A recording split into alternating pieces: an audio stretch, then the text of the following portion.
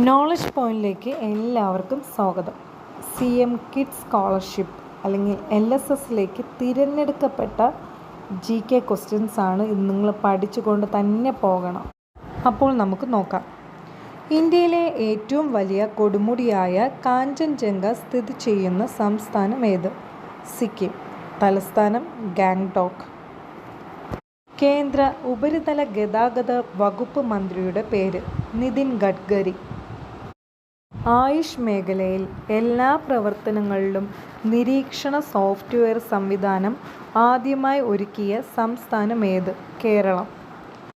Norway ചെസ്സിൽ classical ഗെയിമിലൂടെ ഒന്നാം number താരം Magnus കാൾസനെ പരാജയപ്പെടുത്തിയ ഇന്ത്യൻ താരം ആര്? ഡി ഗുഗേഷ്, നിലവിലെ ലോക ചെസ് ചാമ്പ്യൻ. ആക്സിയം 4 ദൗത്യത്തിലൂടെ 4 പതിറ്റാണ്ടുകൾക്ക് ശേഷം ഇന്ത്യൻ പൗരൻ ബഹിരാകാശത്തെത്തുന്നു.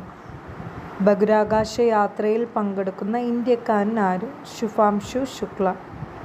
ലോകത്തിലെ ഏറ്റവും ഉയരത്തിലുള്ള റെയിൽവേ ആർച്ച് ബ്രിഡ്ജ് എവിടെയാണ് സ്ഥിതി ചെയ്യുന്നത്?